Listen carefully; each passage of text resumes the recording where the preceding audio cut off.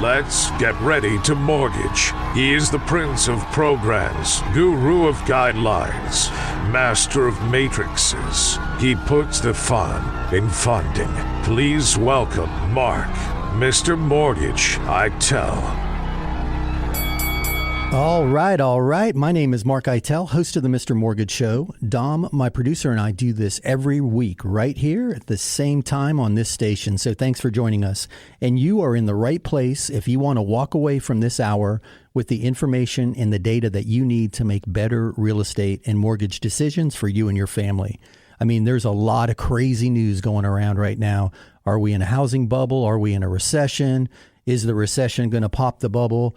We're going to dig into all of that. We're going to dig into the headlines as well as I mentioned, get to all of your questions. So we are super excited that you're here with us. My name is Mark Eitel. I host the Mr. Mortgage Show each week. And we encourage your questions. Get those questions to us via the Anytime Hotline, 561-291-8569. That's 561-291-8569.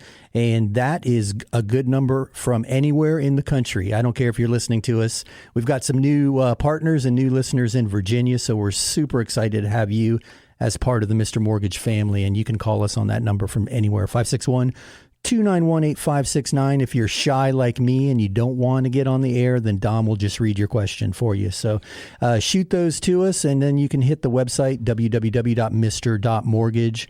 You can submit your questions via email through the website, mr.mortgage, never a .com, just mr.mortgage.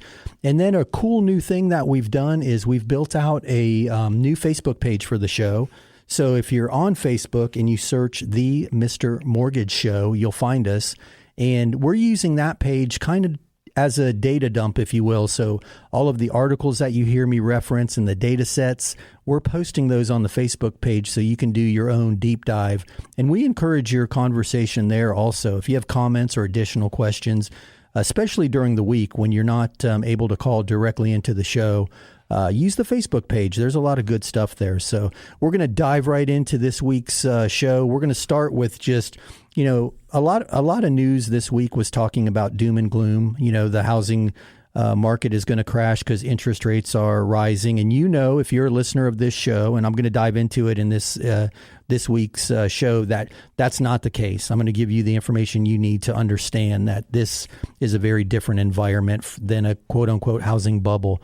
We're definitely in a rapid appreciation cycle, but we're not. I don't see a teetering downswing anytime in the near future. That's dangerous or of serious concern. So anyway, we're going to cover that. Interest rates have kind of settled into a range, so not a lot of excitement there. Certainly have increased over the recent past, but we kind of fell into a trading range this week. So a little stabilization there. So hopefully we see that moving forward. But yeah, let's not waste any more time on what happened yesterday. Let's dig into your questions. I see, Dom, we've already got a couple teed up, so I'm going to throw it over to Dom and see what we've got. All right. We have Cindy sent us an email. Cindy's asking, I just saw that the economy shrank 1.5% so far this year. What is that doing to the real estate market? Hey, Cindy. Yeah, thanks for that. And I guess that's going to pull us right into the conversation and into some of the points that I touched on just a minute ago in opening. So, yes, you've heard us say this for months now, and I'm not patting myself on the back by any means, but I think we have an advantage in being in the business day-to-day operating a lending practice. We're actually boots on the ground, and we're seeing, real-time data. And by the time it makes the headlines, it's already happened. So yes, the first quarter, we saw it was actually 1.4% retraction. And this isn't new news. We've been saying it for a while. We are in a recession, and by definition, a recession is 2 quarters of negative GDP. So it would have already had to been in place for 6 months for them to announce that it's here. And I guess that's where we have an advantage. We're not waiting for the eye of the hurricane to come over your house to tell you the weather's bad outside. We've seen a slight shift moving into this, driven primarily by inflation. So yeah, you're right. The news is out. We've seen a shrinking economy in the first quarter. The good news is, and we've talked about it in length, and I'll post the data on the Facebook page, actually, now that I think about it. Housing does relatively well historically through a recession. And on the other side of a recession, the Fed will typically loosen monetary policy and rates will come back down. Now, don't expect that to happen by Christmas. I don't think rates are coming down anytime soon. But what I mean by that is when you are in an overheated economy, the Fed, in an effort to slow it down, makes moves, or the economy is just running out of steam on its own, and it pulls back. Think about sitting on the beach and watching the tide come up. It doesn't just suddenly hit your feet with one wave. It comes up a little bit, down a little bit, up a little further, down a little less, up a little further on the next wave, down a little less until it reaches its peak. So that's what happens in any cycle. So we've been seeing this, this overheating economy for a bit of time now. So yeah, we're in a pullback phase. Again, good news is real estate does well in a recession, with the exception of the recession that was caused by the real estate bubble of the early 2000s. And we dissect that in length in a couple of videos on the Facebook page. So dive in there. So to answer your question, what do I think it's doing to real estate? I don't think it's doing anything to real estate. I've touched on this many, many times, and I encourage you to dig into supply and demand. And again, I don't want to oversell the Facebook page, but there's a great video on supply and demand. And I don't want to take this whole show off topic to supply and demand, but that's what governs prices, or values, if you will. When there's less supply than demand, prices are going to go up. And right now, today, there's still overwhelming pressure on the demand side. Everybody wants to buy a property relatively to the number of people who want to sell a property. So right now, still a ton of demand. And let's face it, interest rates are still cheap. We're all hung up on yesterday. Hey, listen, I remember when I had a full head of hair and six-pack abs. It's awesome to remember those days, but they're not coming back. Maybe the six-pack abs if I wasn't putting off that getting back into the gym promise that I've made Mrs. Mortgage many, many times over the years. But nonetheless, the 2% and 3% interest rates are not going to come back. It's going to take another pandemic type of crisis worldwide for us ever to see that again. So don't look back. Look to the future. And looking forward, 5%, 6% interest rates are a great price for money. It's still cheap money. So don't look at the interest rates. Look at your budget. We talked about that too. If you can afford to buy for X amount of dollars a month and you can find a property that fits those needs, then make the move. So Cindy, to answer your question, I don't think there's an immediate negative impact on real estate. On the contrary, I think real estate's always been a great safe harbor in a recession. And as we move deeper into it, and hopefully it's a short and painless recession, but I think real estate is a great place to be. And lastly, I want to touch on this. I don't want to go too deep into this because I want everybody to go to the Facebook page and watch the video. But the number of U.S. households to the available number of properties for sale right now is greatly disproportionate. So in the early 2000s, we had more properties for sale than we do right now, and we had less.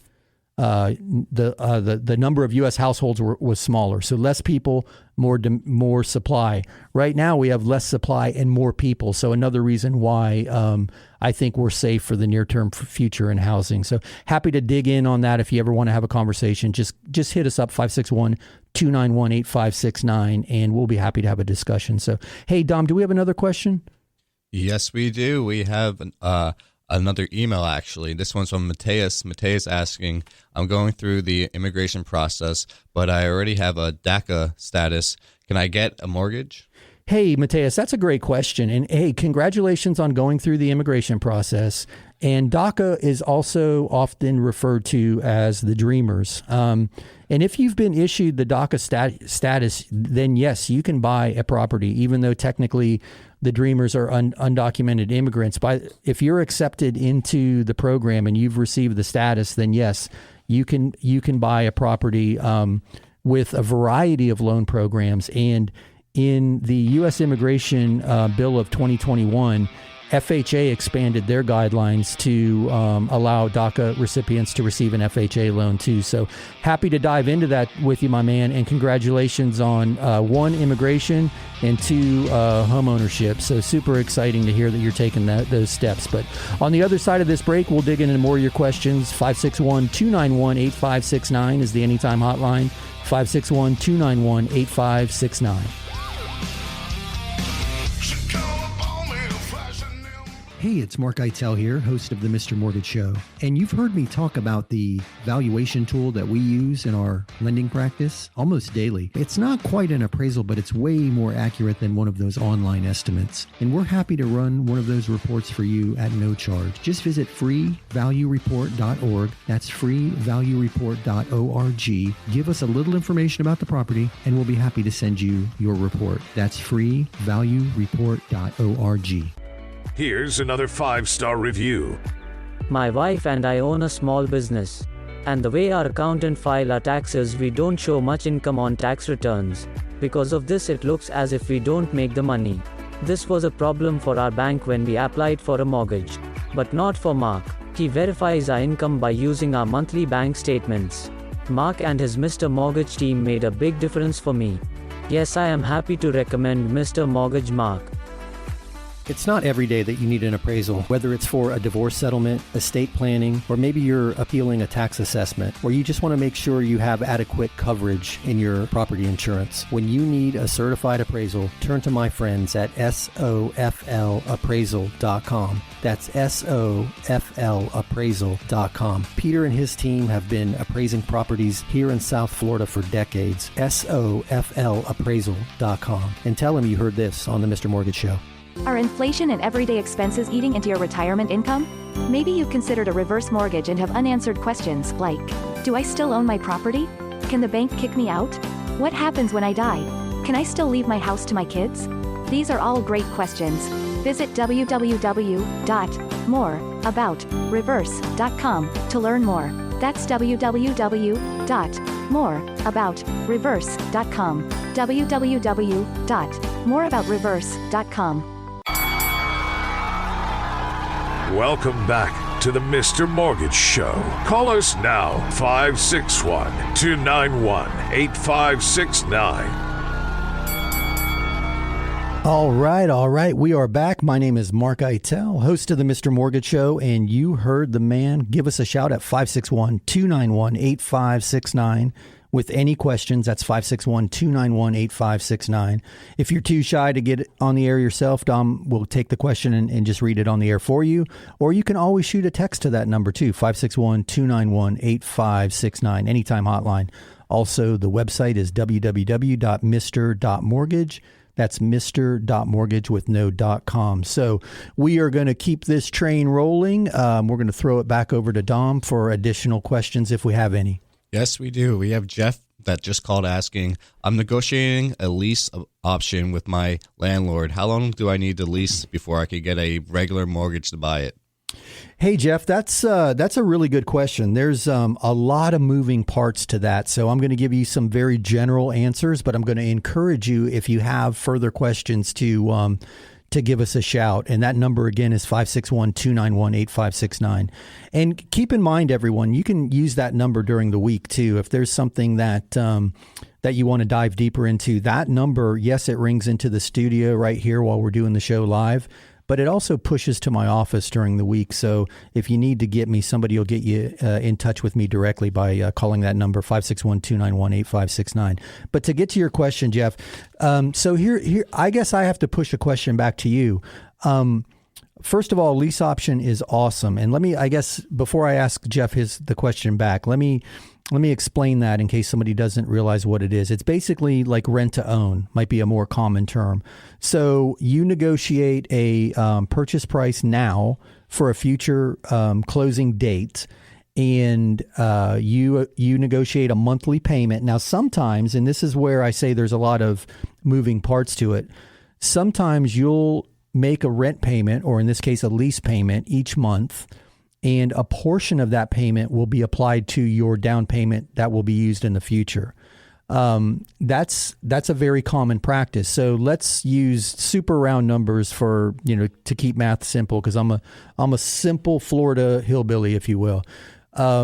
Let's say you're leasing for $2,000 a month, and let's start and say you negotiated a purchase price of $250. So you're leasing the property for